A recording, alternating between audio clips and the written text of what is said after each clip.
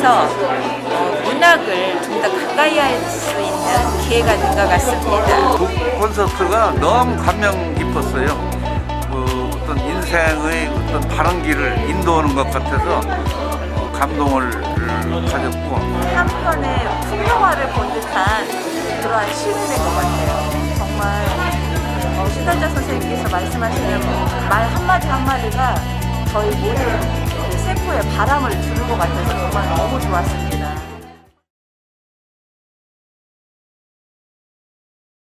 여러분 반갑습니다. 전주를 이제 몇 달 걸러 이렇게 몇 번 왔었는데요. 그러다가 보니까 전주를 사랑하게 됐습니다. 이제 이 어려운 시기에 오늘 이런 자리를 만들었다고 해서 저로서는 굉장히 반갑고, 그리고 가슴을 설레면서 왔습니다. 그래서 요즘은 뭐 많은 사람이 모일 수도 없어서 그냥 한 10명이나 앉아 계실까 이렇게 생각했는데, 생각보다 많은 분들이 와주셔서 대단히 감사하게 생각합니다. 전주와 전주 주변을 강의를 몇 번 한 적이 있는데 문학에 대해서는 처음인 것 같아요. 그래서 아까 이명기 관장님이 제가 너무 오래 할까봐 이렇게 1시간에서 10분 조금 더 빼도 괜찮다고 그러셨어요. 너무 또 지루한 것도 좋지 않으니까 그냥 제가 생각하는 문학에 대해서, 그리고 문학이 지금까지 저에게 뭘 주었을까, 이런 생각을 한번 해보려고 합니다. 제가 제목을 삶이 문학을 부른다에 대해서 아까 축사하시는 선생님이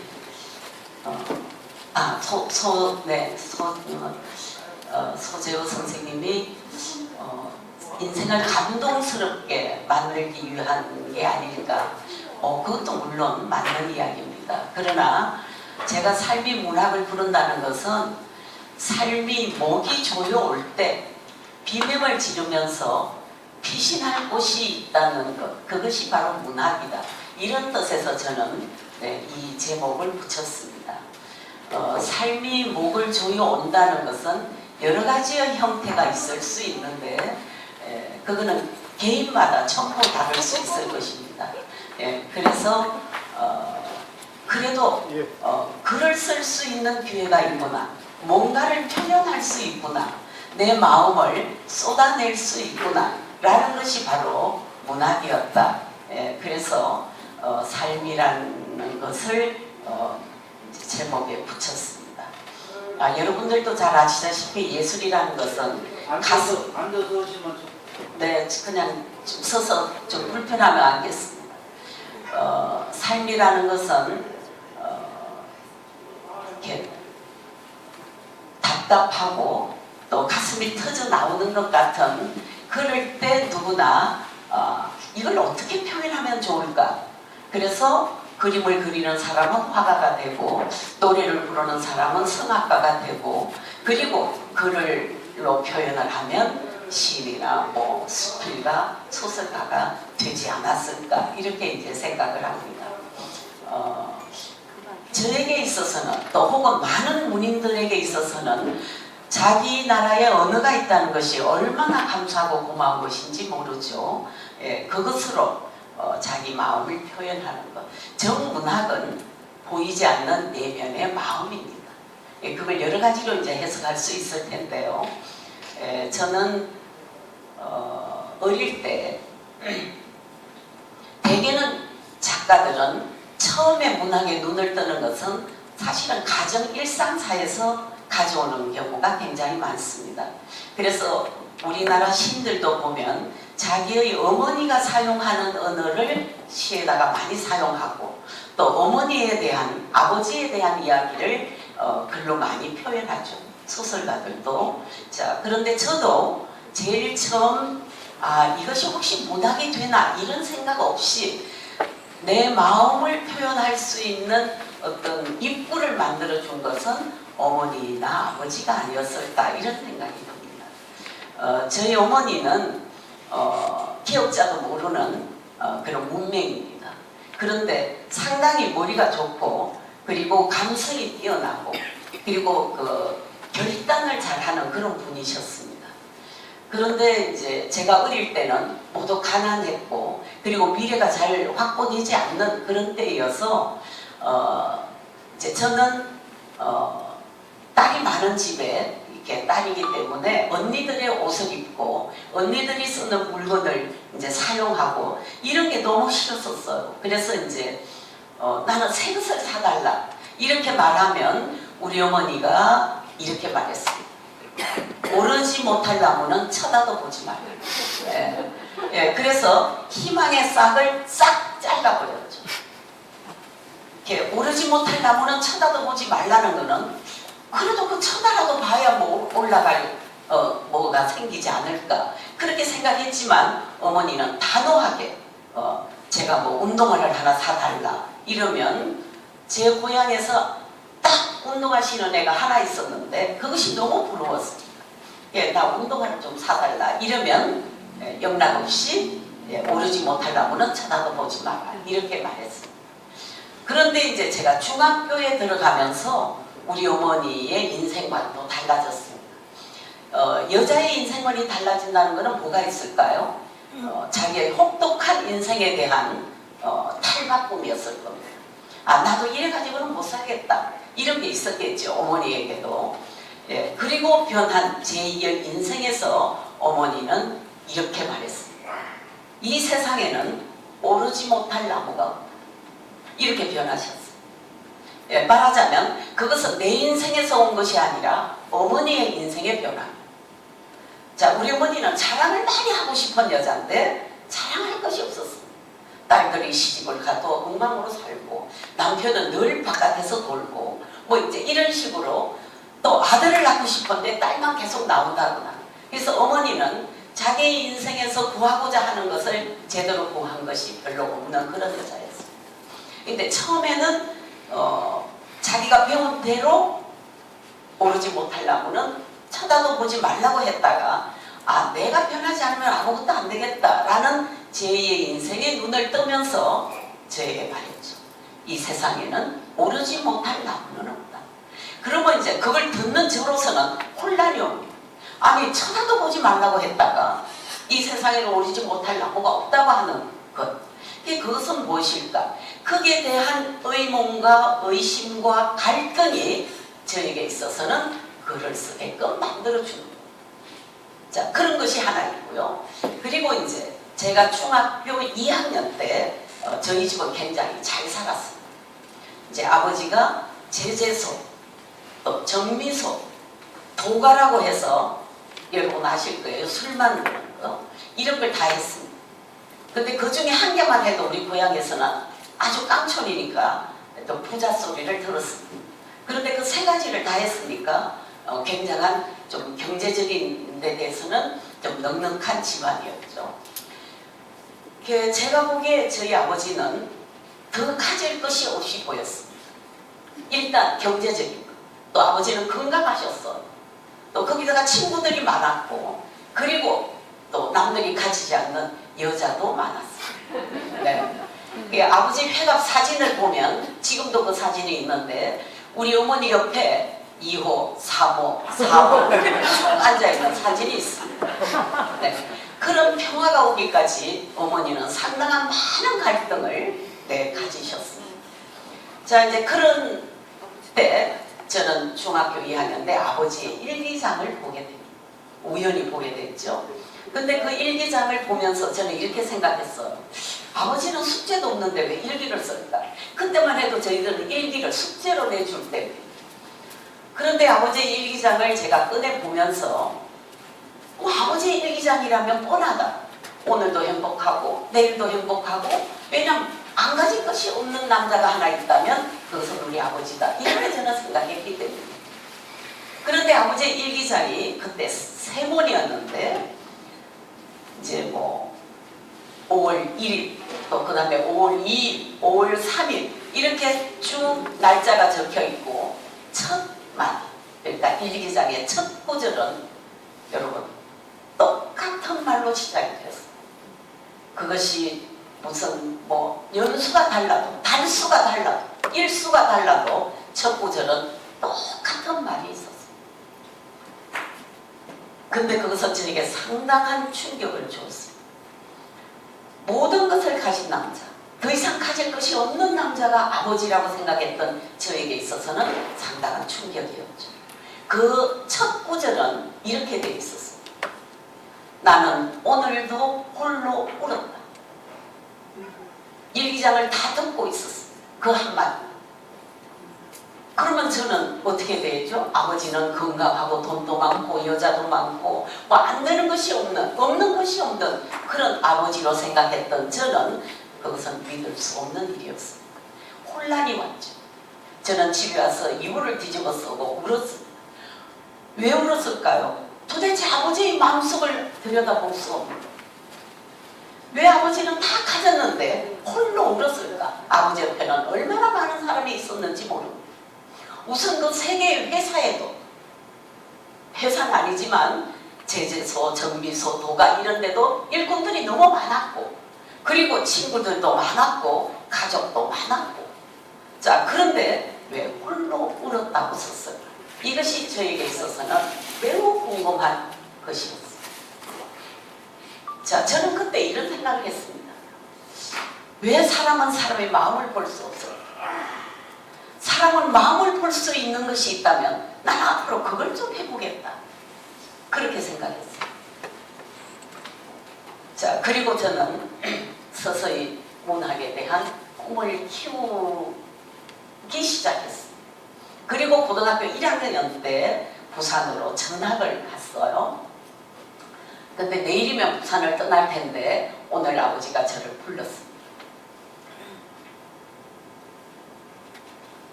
밥 잘 먹고 뭐 공부 적당히 하고 그리고 즐겁게 지내라, 이렇게 아버지가 서두를 꺼냈습니다. 그때 제가 이렇게 말했어요. 아버지는 제가 어떻게 성장했으면 좋겠습니까? 이렇게 물었더니 아버지가 서슴없이 그냥 이렇게 여유를 두지 않고 바로, 나는 내가 네 친구들 달자는 약속을 잘 지키는 사람이면 좋겠습니다. 그렇다면 나는 그 여한이 없다. 약속이라는 말. 자 그렇다면 저희 아버지가 약속을 잘 지키는 사람이었을까요? 절대로 그렇지 않습니다. 약속이라는 단어하고는 어울리지 않는 사람이었습니다. 왜냐하면 어머니하고는 약속 때문에 늘 싸우는 걸 봤으니까. 약속은 아버지에게 위험하고 그리고 정말 두려운 단어였을 겁니다.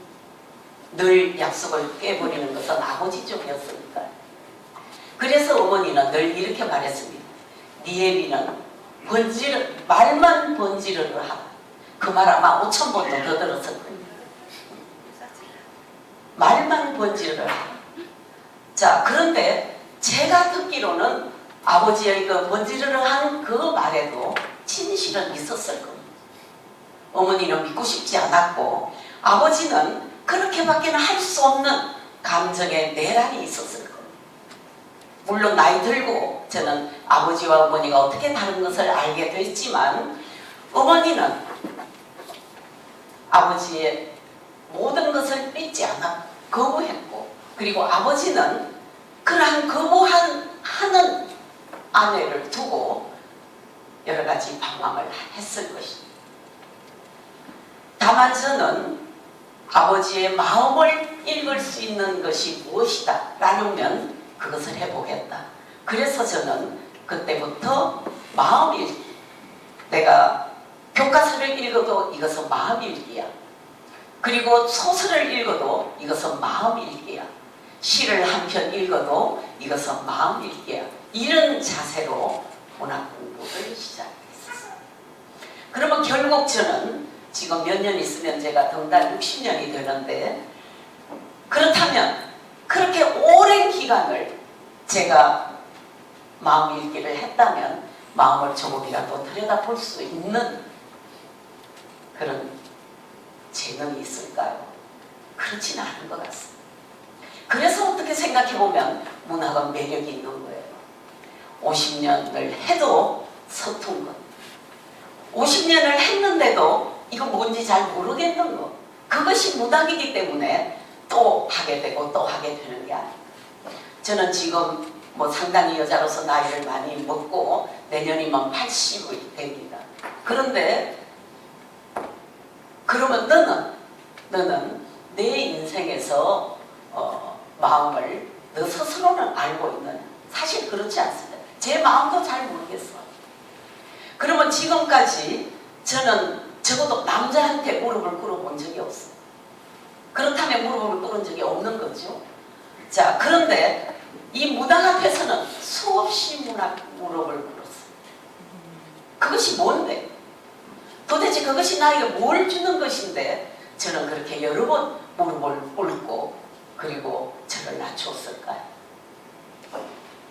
문학은 그러기에 저에게는 상당히 소질이 있는 것이라고 생각합니다. 되지 않아도, 안 된다고 해도, 그리고 남들이 이것이 무슨 문학이라고 해도 거기에 무릎을 꿇고 지금까지 버티고 왔다는 것은 저는 삶의 상당히 큰 동기라고 생각합니다. 이 세상에 그런 게 어디 있겠습니까? 50년을 무릎을 꿇어도 제대로 안 되는 거. 그래서 저는 문학이야말로 한 인간이 도전해 볼 만한 것이 아니겠느냐. 그것이 바로 예술의 힘이라고 저는 생각합니다. 많은 사람들을 정화시키고 그리고 자기 스스로를 공손하게 만들어주는 것, 그것이 예술이 아닌가 생각합니다.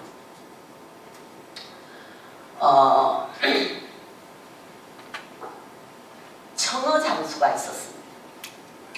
세 사람이 새벽 4시에 똑같은 집에서 청어를 떼서 그리고 팔기 시작합니다. 1번이 있고 2번이 있고 3번이 있다고 하죠. 그런데 이 세 사람은 똑같은 시간에 똑같은 청어를 얻어다가 파는데 이상하게 1번, 2번의 청어는 12시가 되면은 시들시들하고 3번은 오후 5시까지 싱싱했습니다. 그러면 셋 중에 누가 돈을 많이 벌었을까요? 3번이 벌었을 겁니다. 왜냐하면 사람들은 싱싱한 생선을 좋아하니까. 자, 그래서 1번, 2번이 궁금했습니다. 그래서 3번에게 네 항아리를 좀 보자. 도대체 여기 뭐가 들어있길래 네 생선은 이렇게 오래 견디느냐. 3번은 자기 항아리를 열어 보여주었습니다. 그런데 놀랍게도 거기는 가물치가 한 마리 더 들어있었습니다. 가물치는 청어보다 훨씬 크고 힘이 세고 굉장히 공격적인 생선입니다. 이것은 무슨 말일까요? 자기의 생명을 위협하는 상대가 하나 있다는 것은 바로 자기의 생명력을 전폭시키는 힘이 그 안에 있다는 이야기. 나를 괴롭히고 뜯어먹고 그리고 위협하고 그런 것이 내 옆에 있다면 그것은 바로 자기를 지탱하고 자기 의지를 키우고 하는 그런 생명의 정폭력을 훨씬 키워가는 것이 될 것입니다. 그래서 3번의 청어는 오래 갔던 것입니다. 3도 그런 것이죠. 저는 굉장히 연약했습니다. 그리고 남이 뭐라고 한마디만 하면 잘 울고 싸움을 못했습니다. 아예 전다고 했습니다. 그래 난 졌어. 이것이 저의 단골 메뉴였습니다. 그런데 제 삶은 저를 그렇게 내버려 두지 않았습니다. 가물치가 너무 커서 저는 도저히 숨을 제대로 쉴 수 없을 정도로 내 인생의 가물치는 저를 위협했습니다. 그리고 점점 저는 강해졌죠. 저는 싸울 줄도 알게 되고 이길 줄도 알게 되고 그리고 내 인생을 놓고 도전할 수 있는 힘을 기르고 그리고 포기하지 않고 그런 성격이 키워졌어요. 그것은 아무것도 아니고 제 안에서 오는 것이 아니라 삶이 저를 그렇게 만들어 놓은 것이에요. 그러면 저는 뭘 부려야 될까요? 저는 써야만이 살 수 있었어요.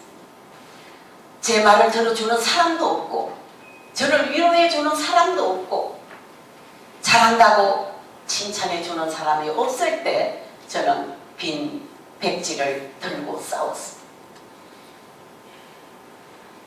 그것이 어떤 누구의 위로보다 어떤 누구의 칭찬보다 저를 살아있게 만드는 그런 강한 힘이었어요. 제가 만약에 어릴 때부터 그런 성격을 태어나고 나서 계속 행복하게, 계속 안전하게, 계속 무사하게 그렇게 살았더라면 저는 지금도 아마 서울에서 전주도 제대로 찾아오지 못하는 여자로 남게 되었을 것입니다. 어디라도 혼자 찾아다닐 수 있는 능력이 지금 저에게는 있습니다. 그것은 저에게 어머니가 만들어준 것도 아니고 아버지가 만들어준 것도 아니고 바로 내 삶이 저를 그렇게 키웠다고 저는 생각합니다. 그렇게 가물치가 크면 클수록 인간은 강해지는 거지. 그리고 문학을 부르지 않고는 배길 수 없는 그런 현실을 가지게 된다. 아마 저뿐만이 아니고 모든 시인들, 모든 소설, 어떤 글을 쓰는 수필가, 모든 작가들은 다 저와 같은 경로가 조금은 있을 것이다. 저만 그런 게 아니고.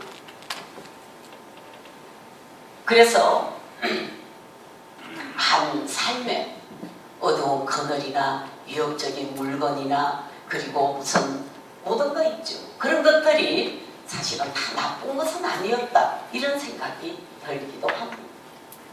그런 것을 우리가 안아들이고 포용함으로써 오히려 내 안이 넓어지고 내가 스스로 빛을 만들어가는 그런 여건이 되지 않았나 그렇게 생각을 합니다. 문학은 우리가 거기에 대단한 금메달을 두는 것은 아니라고 생각합니다. 아주 어떤 면에서는 너무 사소한 것 그런 것이 아닐까요? 오늘 아침에 일어났을 때 뭘 봤다? 어떤 생각이 들었다? 그림자가 있었다. 빛이 있었다. 이런 것. 또 누구에게 전화가 왔다. 전화를 받았다. 이런 사소한 것들. 나탈리 골드버그라는 지금 미국에 살고 있는 한 여자가 있어요. 이 여자는 선을 했습니다. 선을 하는 곳에서 부엌에서 일을 했어요. 늘 채소만 쓰는 일만 했습니다. 배추를 썰고 양파를 썰고 무슨 야채와 그리고 과일을 쓰는 걸로 늘 하루를 보내는 그런 여자였어요. 그런데 이 여자는 늘 마음속에 시가 있었어요. 내가 그래도 몇 자 쓰면 그것도 노래가 될 거야. 내가 아무리 못난 글을 써도 그것도 시가 될 거야. 이렇게 그냥 믿고 있었지만 한 번도 시도는 해본 적이 없습니다. 그런데 어느 날 일을 끝내고 서점에 갑니다. 서점에 갔는데 여러분도 잘 아시는 에리카 종의 야채와 과일이라는 시집을 보게 됩니다. 그 시집을 떨리는 손으로 꺼내서 읽게 되는데 그 시집을 읽으면서 너무나 놀라게 됩니다. 아, 야채와 과일 이거는 내가 무려 10년 동안 매일 이것만 가지고 있었는데 이런 평범한 것 가지고도 시를 쓸 수 있는 것이구나. 그렇게 생각하죠. 원래 에리카 종의 시는 상당히 좀 성적 어떤 것들을 유발한다고 해서 좀 말썽도 부리고 했던 거지만 야채와 과일은 조금 달랐습니다. 그래서 나탈리 골드버그는 그 시집을 몇 번을 삽니다. 우리는 그냥 좋으면 한 번 사는데 이 여자는 그걸 여러 번 사요. 사서 보고 또 보고 또 보고 또 다른 사람도 주고 이렇게 해서 그 시집에 몰입합니다.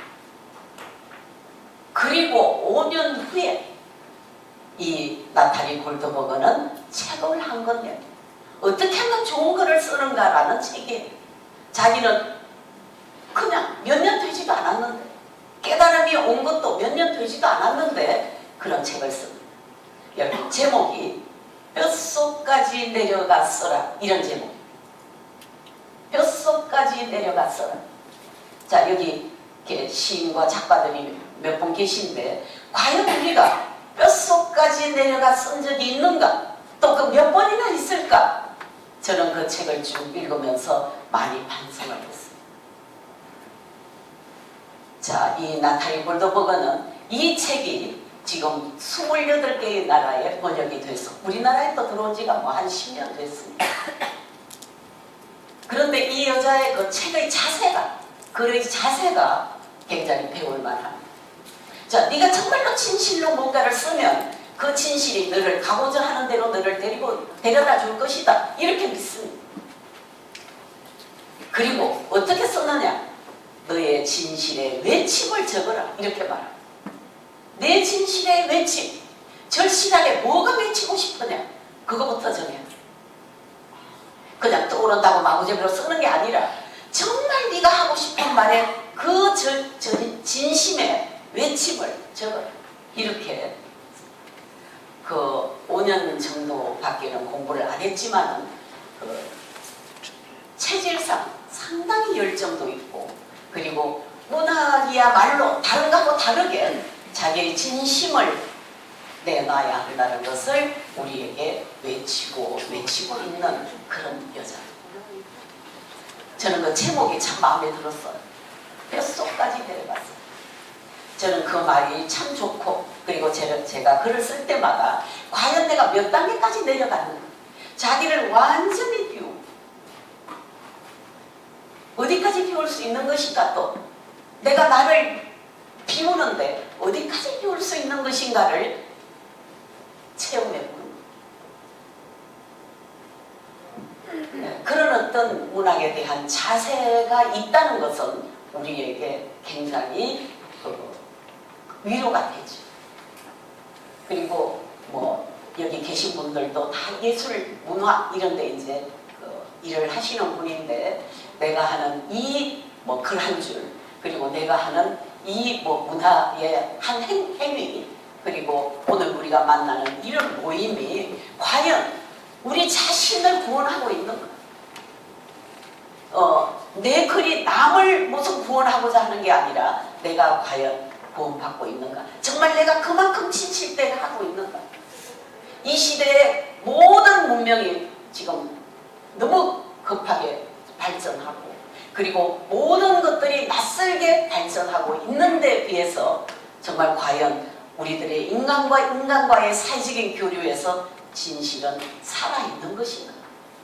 이런 어떤 의문을 우리가 생각하지 않을 수 없을 겁니다. 문학이야말로 그런 진실의 통곡 아닐까요? 문학이야말로 내 못난 거, 내 도려낸 어떤 가슴 이런 것들. 여러분들 지난번에 신문에 난 걸 제가 봤는데 미얀마에 캣띠라는 시인이 있습니다. 그 사람은 심장으로 혁명을 일으키는 그런 시를 많이 쓴 사람이에요. 심장. 서정조 선생님도 돌아가실 때 2000년에 돌아가셨죠. 삼성병원에서 돌아가셨는데 그때 제가 병원에 간 적이 있습니다. 그때 그분이 서정조 선생님이 이렇게 말씀하시더라고요. 내가 그동안에 너무 아름다우면 보통 사람보다 1000만배 아름답다고 막 흥분하고 또 미워하면 그렇게 하고 분노도 사랑도 감동도 너무 별스럽게 해서 내 심장이 다 닳았어 이렇게 말씀하셨어요. 예술가에게 심장은 다른 의미가 있는 거죠. 그런데 이 캣띠라는 이 시인은 심장의 혁명가라고 불렀던 사람입니다. 그런데 어떻게 됐죠? 그 사람이 잡혀가서 심장을 완전히 도려낸 그런 껍데기 시신만 돌아왔어. 근데 좀 섬뜩하더라. 그 신의 심장이야말로 뭔가 역사를 감지하고 있는 그런 심장 아니었을까요? 그런 것이 우리 사회에 도처에 지금 너무나 놀라운 현실들이, 없어도 좋을 현실들이 마구잡이로 일어나고 있는 이런 시대, 거기다가 이 바이러스, 이 코로나라는 것 때문에 우리는 가장 절실하게 원하는 것들을 잃어버렸습니다.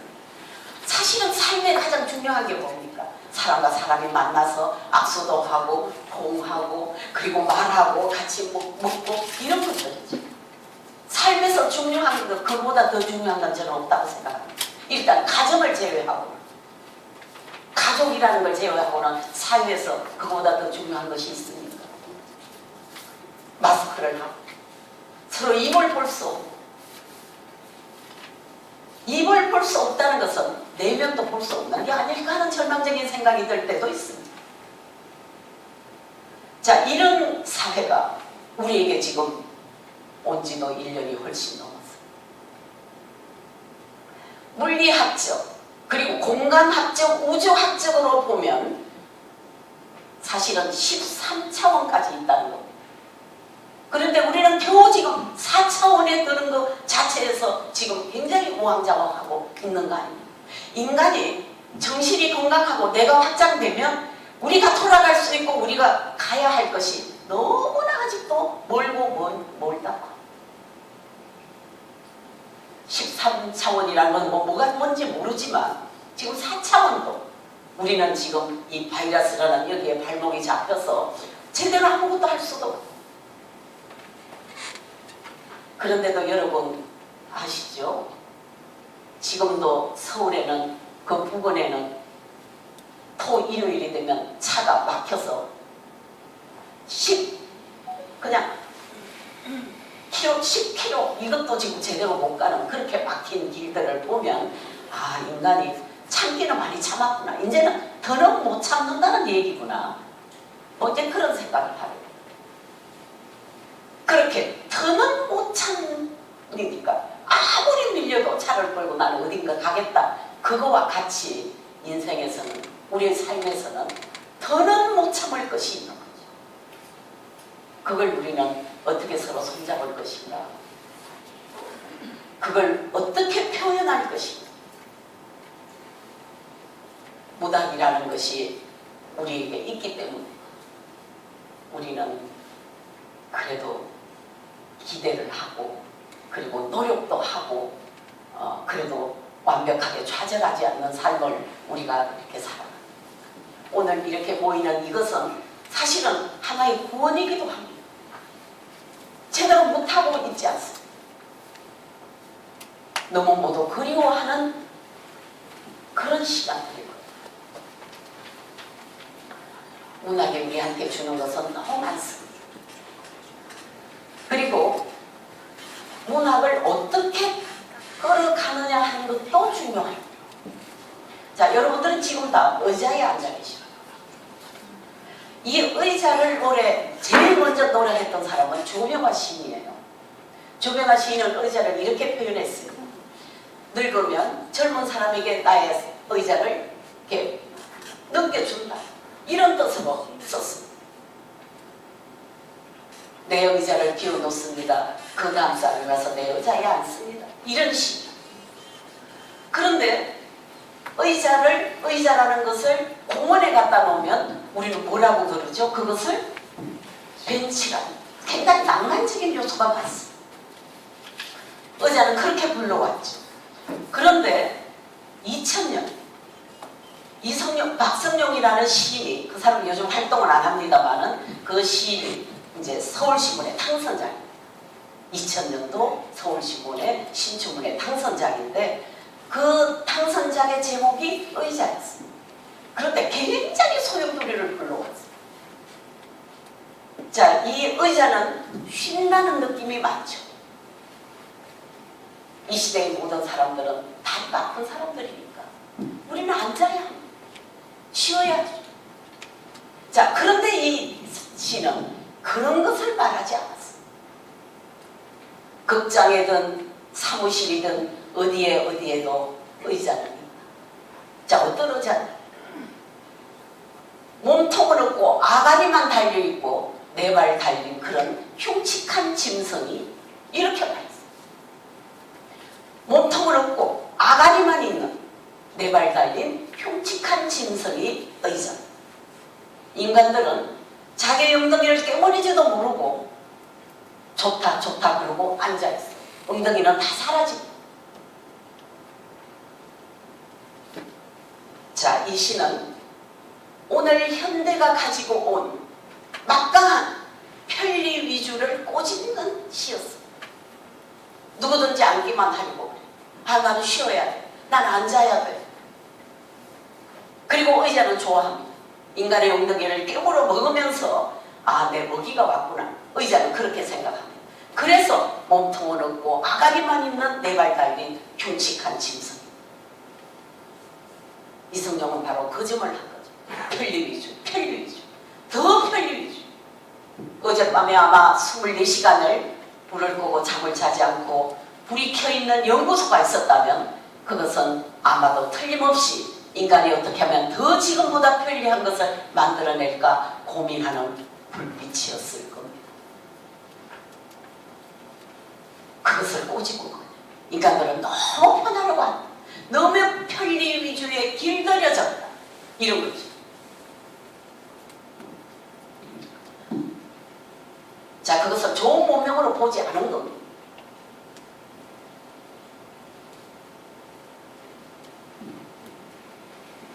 제가 결혼을 했을 때는 쌀이 딱 두 가지였습니다. 앞기발이라는 게 있었고 정부미라는 것이 있었어요. 물론 저는 정부미가 싸서 정부미를 먹었죠. 그런데 여러분 요즘 백화점에 가보면 제가 어느 날 현대백화점에 가서 쫙 봤더니 38가지의 쌀이 있었어요. 물론 가만히 든 게 아니죠. 조그만 봉지에 들어있는 쌀들인데 쌀들의 이름이 다 달랐어. 개구리가 지나간 거, 뭐가 지나간 거, 뭐가 뭐 유기농이 어쩌고 저쩌고 쫙 다 달라.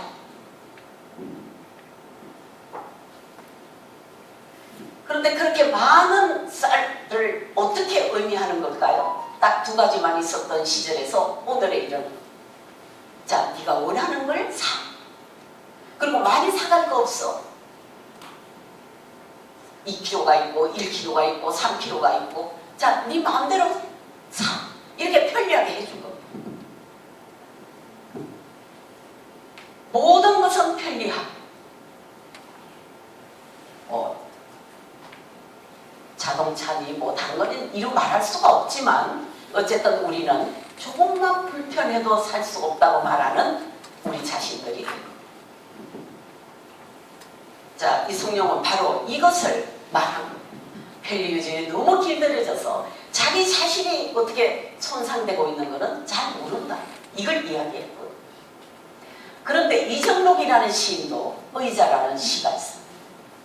근데 이거는 또 전혀 다르죠. 병원에 가기 위해서 나오다가 어머니가 한 소식 들리신 허리가 아프니까 세상이 다 의자로 보여야 꽃도 열매도 그게 다 의자에 앉아있는 것이요. 어머니 화법으로 쓴 겁니다. 병원에 다녀와서 아버지 산소 좀 다녀와라. 그래도 아버지한테는 내가 좋은 의자 아니었냐. 꽃도 열매 뭐 호박에 따리도 틀어주고 말하자면 이정록은 의자라는 것을 인간과 인간의 관계와 그리고 자연과 관계 함께 모두 다 살아나야 하는 것이 바로 의자다. 우리를 보호해주는 것이다. 의자는 이렇게 전혀 다른 걸로 썼죠. 병원에 갔다 와서 아버지 산소 좀 갔다 와라. 그래도 큰애 내가 아버지한테는 좋은 의자 아니었냐. 이렇게 인간적인 어떤 호소를 보호해주고 내가 너를 받아 안는 것 이걸 의자로 이정록은 본 것이다. 꽃도 열매도 그게 다 의자에 앉아있는 것이다. 자, 앞에 있는 시하고는 전혀 다른 맥락입니다. 그러니까 우리는 김소래 진달래만 있는 게 아니라 1000개, 10,000개의 진달래가 있을 수 있는 거예요. 그만큼 인간은 삶이 모두 다르기 때문에 그 사람이 있으면 그 사람의 진실이 되는 거예요. 그 지난번에 그 무슨 오스카상을 받은 봉준호 감독이 그런 이야기를 했어요. 미국에 있는 어떤 감독이 자기한테 처음에 감독을 시작할 때 그런 말을 했다는 거죠. 가장 개인적인 것이 가장 창의적인 것이다. 그 말을 자기는 일생 잊지 않고 오늘의 여기에 이르렀다. 그런 이제 수상소감을 말했던 적이 있었어요. 가장 개인적인 것이 가장 창의적인 것이다. 자, 우리는 단 하나밖에 없습니다. 적어도 신달자는 하나. 그러면 그 사람이 지닌 삶을 녹여내면 결국은 가장 대표적인 것이 되는 거예요. 또 A, B가 전부 그렇게 한다면 가장 대표적인 시들이 남게 돼요. 제가 대표적이라는 것은 가장 좋다는 것이 아니라 각기 다른 그런 문학이 된다는 거죠. 각기 다른. 똑같으면 안 되니까. 각기 자기 인생을 그저 고스란히 담으면 각기 다른 문학이 되니까. 다른 목소리가 되니까. 다른 향기가 되니까. 그리고 다른 감동이 만들어지는 것입니다. 네, 그것이 우리한테 주는 매우 강한, 말하자면 독자적인 창의성이다. 저는 그렇게 보고 있습니다. 어느 문학가가 두 번째로 갖고 싶겠습니다. 제대로 잘 쓰고 싶죠. 저도 지금 제 희망이 하나 있다. 물론 건강하면 좋겠지만 제일 첫 번째 저는 그걸 두고 싶습니다. 내가 죽고 나면 내 이웃이나 내 자식들의 친구가 아, 그 사람의 시 중에 그게 있지 하고 기억해주는 그런 시인이 되어서 죽으면 제일 좋을 것 같아요. 누구나 그 생각을 하겠죠. 근데 그게 잘 안 되더라고요. 아까도 말했지만 잘 안 되니까 이제 매력이 있다는 것이었는데 그러나 그런 희망을 가지고 나머지 인생을 지금 살고 있습니다. 예스케도 덴마크의 세폴베다라는 작가가 있는데요. 이 사람은 이번에 코로나로 죽었습니다. 작년 이제 겨울에 죽었죠. 얼마 되지 않았습니다. 이 세폴베다의 작품 중에 갈매기를 나르게 하는 고양이라는 작품이 있습니다. 갈매기를 나르게 하는 고양이. 혹시 뭐 읽으신 분이 계실지 모르겠습니다. 그런데 이거는 고양이가 두 마리가 바닷가로 나왔다가 갈매기 엄마가 알을 낳고 부화하는 도중에 엄마가 죽어버려요. 그러니까 고양이가 그 부화한 어린 갈매기를 놓고 갈 수가 없어. 그래서 이제 그 갈매기를 부화한 갈매기를 자기 집으로 데리고 가서 키웁니다. 열심히 키워요. 왜냐하면 가지고 온 그 책임도 있고. 그래서 이제 열심히 키우는데 얘가 어느 정도 이제 제법 컸습니다. 사람으로 말하면 이제 10살이 넘었어요. 그런데 얘가 날지를 못하는 거예요. 왜냐하면 고양이를 따라서 맨날 걸어다니기 때문에 나는 것을 잃어버렸어요. 고양이와 더불어 전부 이렇게 놀고 먹고 이렇게 컸기 때문에 나는 것을, 그러면 어떻게 되죠? 갈매기로서는 생명력을 잃어버리고 본질을 잃어버리고. 자, 그래서 이제 고양이 어른들이 모여서 회의를 합니다. 우리가 얘를 데리고 와서 이만큼 키웠는데 얘 본질을 갖다가 우리가 상실하게 만들었으니 우리 책임도 크다. 그러면 누구를 데리다가 얘를 나는 것을 가르치자. 날게 하자. 그래서 이제 제일 먼저 데리고 온 사람이 이제 총리 쪽에서, 아니 권력자가 그래도 힘이 있지 않겠나. 지금 김부겸 총리인가요? 이제 그 사람을 데리고 왔어요. 얘를 한번 좀 나르게 해봐. 당신은 권력자지 않아. 자, 그런데 권력자도 얘가 날게 하지는 못했습니다. 자, 이제 그 다음에 그러면 뭐가 있냐? 제일 부자를 데리고 오자. 그럼 그 사람은 없는 게 없지 않겠나. 자, 그래서 이제 이재용이는 감옥에 있나? 아무튼 제 부자를 하나 데리고 왔어요. 그래서 이제 날개 한번 해봐요. 얘는 원래 나는 아이. 자, 그런데 부자도 날개 하지 못한다. 자, 세 번째 누굴 데리고 왔겠습니까? 시인을 데리고 왔어요. 근데 시인은 그 갈매기를 데리고 바닷가에 가서 함께 동거를 합니다. 자, 저기 나는 그좀 쟤 너희 할아버지야. 쟤 뭐 너희 뭐 할머니야. 이런 식으로 가리키면서 자기도 날고 갈매기도 날아오르게 하는 그게 뭐죠? 심미적인 서로 상관관계. 마음이 통했던 거예요.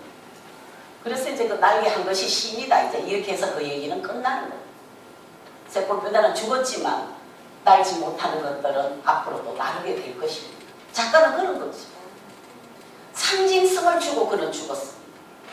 누군가가 날게 할 사람은 이 땅에 있을 것이다. 가능성을 열어두고 작가는 그래야 된다고 생각합니다. 안 돼, 그거는. 그것이 아니라 될 거야. 되는 사람이 하나는 있을 거야. 너에게 힘이 되어주는 사람이 하나는 있을 거야. 너는 곧 날 거야. 이런 어떤 가능성을 세볼베다는 전 인류에게 남겨놓고 죽었어. 저는 예술, 즉 문학도 그런 것이라고 생각합니다. 희망의 생명, 반드시 날게 될 거라는 것은 믿음의 생명, 이런 것을 주는 것이죠. 내가 지금 우는 시를 썼다고 해서 함께 울자는 것이 아니라 나는 울지마.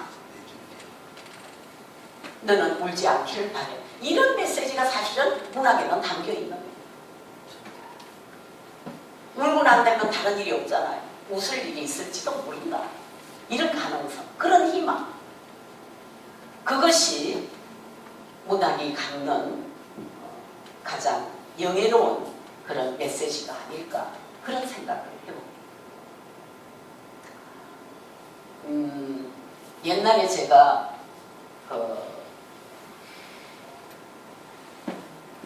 그때 그 조선일보와 함께 우리나라 가족들이 가족끼리 밥을 얼마나 먹는가 그걸 좀 조사해가지고 글을 썼던 적이 있었는데요. 그때 해보니까 우리나라 가족들이 가족 전체가 함께 밥 먹는 게 일주일에 2번 먹는 사람이 제일 많았어요. 2번 가족끼리 전부. 그게 가능하지가 않아요. 학생은 일찍 가야 되죠. 아빠는 아빠대로 일찍 가야 되죠. 엄마는 제일 나중에 다 보내고 나서 혼자 먹는다. 이것이 보통의 그림이에요. 그런데 이제 뭐 토요일이건 일요일이건 한 번쯤은 가족이 함께 먹고, 그럴 때 아들 하나는 나는 잘 거야. 나 나중에 이렇게 빠질 수도 있는 것이고, 이 가족이 함께 먹는 것이 그렇게 어렵다는 거죠. 그래서 우리 이제 그 인류의 모든 것이 해체. 그래서 우리나라도 지금 1인 가구가 굉장히 많지 않습니다. 해체에 대한 그런 어떤 두려움이 앞으로 굉장히 많다. 이제 이런 이야기를 많이 합니다. 저는 음악을 틀거나 이렇게 하면 글을 못 써요. 왜냐면 음악을 들어야 이 두 가지를 한꺼번에 못한다는 뜻이죠. 예. 그래서 이제 저는 혼자 사는데도 글을 쓰려면 반드시 어디로 떠나. 그러니까 그 노트북을 챙기고 가방을 챙기고 그때부터 뭔가가 시작되는 거예요. 제 집도 비어있는 집이에요. 그런데도 그게 안 돼요. 그러니까 말하자면 하나의 섭성이랄지, 그리고 이렇게 떠난다는, 난 글을 쓰기 위해서 어딘가 떠나, 이런 마음의 부담이야말로 그걸 하게끔 만들고 혼자 있는 두려움을 없애주는 게 아닌가. 저는 그렇게 이제 계산을 합니다. 그래서 지금도 무슨 책을 낼 때 마무리를 할 때는 반드시 어디 가서 한 열흘 좀 있다. 그것이 하게끔 만드는 것이다. 이렇게 저는 생각해요. 집에서도 하면 되는 거죠. 집은 비어있는데. 근데 왜 떠날까? 저는 저에게 맨날 그걸 질문을 해요. 집도 비어있어. 근데 왜 너는 또 가려고 해? 뭐 이제 저에게 묻는 거예요. 예, 그러면 대답은 집에 있으면 이상하게 보이는 게 막, 저거 참 치워야지. 저거 냉장고에 넣어야지. 이런 것들이 일상사가 내 몸속으로 확 들어오고. 그런데 떠나면 나하고 아무 관계가 없어. 그 무심함이 저를 글로 몰아가게 합니다. 그 무심함. 그 집에 내가 뭐 어느 집에 가서 쓴다면 그 집에 조금 뭐 문이 좀 더러워도 뭐가 좀 뭐 제대로 안 돼 있어도 나하고 관계가 없는 거예요. 근데 집에서는 일상이 그대로 다 나한테. 이제 그런 것이 우리를 좀 몰입하게 만드는 그런 것을 자기도 찾아야 할 필요가 있지 않을까 뭐 그런 생각이 듭니다. 그런데 이제 마지막으로 짧게 하라고 했는데 시간이 좀 많이 갔어요. 가장 이 지상에서 지금 우리에게 중요한 것은 관계입니다. 그래서 우리는 누구나 친구를 가지려고 그럽니다. 근데 제가 이제 2000년에 남편이 죽었는데요. 그때 제가 이런 생각을 했습니다. 아, 남자라면 지긋지긋해. 회의를 할 때도 남자 옆에 앉지 않았습니다. 네. 남자 옆에 앉는 것조차 싫어서. 그런데 이제 3, 4년을 지나니까 슬슬 어떤 생각이 드는가 하면 그래도 남자하고 저녁도 먹고 뭐 이러는 게 좋지 않을까. 그런 남자가 있는 것도 나쁘지 않을 거야. 이렇게 이제 생각이 들었어. 근데 그런 사람이 쉽게 오지 않더라. 이제 그것이 잘 안 되니까 다음에 어떤 생각을 했는가 하면 남자는 아니고 그러면 하나님 저 여자 친구 그냥 수시로 드나들려도 마음 편한 그런 여자 친구를 하나 갖게 해주십시오. 그것도 어려워요. 그게 왜 어렵죠 그게? 그거 안 되더라고. 자, 그래서 이제 마지막으로 선택한 것이 그냥 제 혼자 잘 먹고 잘 살게 해주십시오. 이렇게 말을 바꾸었습니다. 그런데 그 과정에서 제일 중요한 것은 내가 말을 한다는 것이. 뭔가 말을 해서 그쪽에도 나를 받아들이는 거예요. 이렇게 우리가 그렇죠. 마음이 통한다. 서로 통한다. 이런 말을 우리가 많이 쓰지 않아요. 근데 작품을 쓸 때는 그게 통해서 쓰는 거예요. 그러니까 나는 절실한 하나의 친구를 가졌다. 이렇게 생각하게 되는데 그러나 모든 사회의 인간관계는 그냥 우정이 나누어지는 그런 것을 우리가 만들고 내가 베풀고 그렇게 하는 거죠. 저는 늘 이런 걸 묻습니다. 친구, 너는 가장 위급할 때 누구를 부르느냐? 그러면 뭐 어떤 사람은 그리고 그 마음속에 답답한 것을 누구한테 말하고 싶으냐? 제가 어떤 강의를 할 때 어떤 여자분한테 물었더니 자기는 강아지라고 부르더라고요. 강아지한테는 모든 얘기를 합니다. 숨김없이. 그래서 나는 강아지가 좋다. 어떤 여자분은 자기는 하느님이라고 그랬어요. 하느님한테는 모든 것을 말해도 마음이 편하다. 근데 그런 대상이 저에게 있어서는 제 글이다. 이렇게 생각합니다.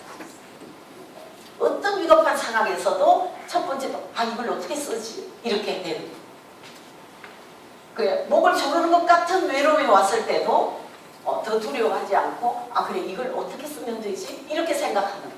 그것이 저에게 제일 큰 구원이 아닐까 이렇게 생각하고 그리고 어떤 사람도 어떤 누구도 우리가 보기에 모든 복을 다 갖추었다고 생각하는 사람들도 사실은 속이 터지는 게 다 있어요. 그래서 저는 요즘 부러워하는 사람이 없어요. 저 사람도 속이 터질 거야 이렇게 생각합니다. 네. 그래서 또 남도 속이 터지니까 제가 좀 마음이 편해요. 네. 그래서 또 공연을 했습니다.